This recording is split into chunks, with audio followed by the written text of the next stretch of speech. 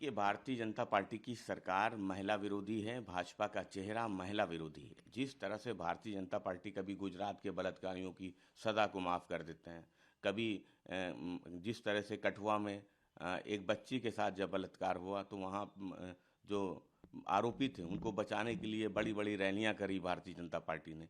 और अब जिस तरह से कुलदीप सेंगर का मामला सामने आया है, बीएचयू का इससे पहले मामला सामने आया था, तो ये भारतीय जनता पार्टी का जो महिला विरोधी चेहरा है वो साफ नज़र आता है। लचर पैरवी के कारण कुलदीप सेंगर को जमानत मिली थी। अब फिर से उसको चुनौती दी गई है फैसले को। समाजवादी पार्टी समझती कि देश की न्यायपालिका से निश्चित रूप से न्याय मिलेगा। पहले चरण की खत्म होने से पहले एक ड्राफ्ट पोल का जो डेटा अभी जो जारी हो रहा है उसमें पता ये लग रहा है कि 2.89 करोड़ जो नाम है वो इस वोटर लिस्ट में से हटाए जाएंगे।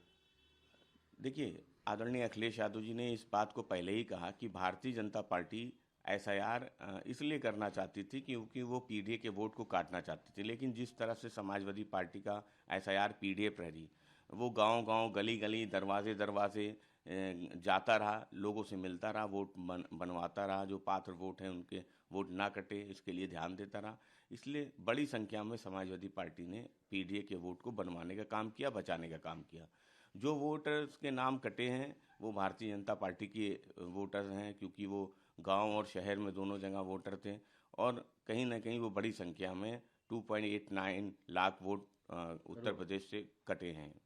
तो समाजवादी पार्टी समझती है कि एसआईआर की प्रक्रिया हो रही है और जब फाइनल ड्राफ्ट आएगा तो हम इस पे अपनी प्रतिक्रिया निश्चित रूप से देंगे, लेकिन पूरी नज़र समाजवादी पार्टी की एसआईआर की प्रक्रिया पे बनी रहेगी।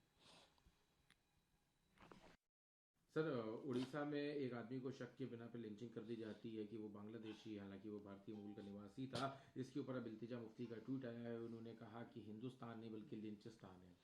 देखिए, इर्तिजा मुफ्ती के बयान पे समाजवादी पार्टी को कोई टिप्पणी नहीं करनी है, लेकिन जिस तरह से भारतीय जनता पार्टी ने देश में नफरत और बंटवारे की राजनीति की है, कहीं ना कहीं उसके साइड इफ़ेक्ट नज़र आते हैं। जिस जिस तरह से उत्तर प्रदेश की राजधानी लखनऊ की मेयर वो आसाम के नागरिकों को आसामी आसामी कह के दौड़ाती हुई नज़र आती हैं, उनकी वीडियो वायरल है। क्या आसाम देश का हिस्सा नहीं है? क्या आसामी भारतीय नहीं है? उसी तरह से जो बंगाल के रहने वाले मजदूर हैं वो दूसरे राज्यों में जाके मेहनत करते हैं, काम करते हैं।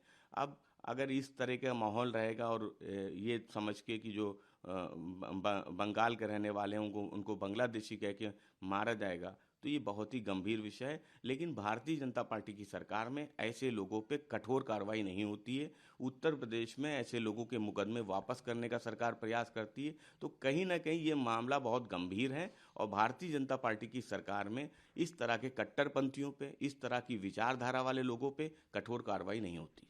काफ़ी सवाल है को अंजाम दिया और जिन्होंने इसकी प्लानिंग करी। हमने दोनों ही तरफ के जो दोनों ही ग्रुप के लोग थे उनको ऑपरेशन सिंदूर और महादेव में ख़त्म किया।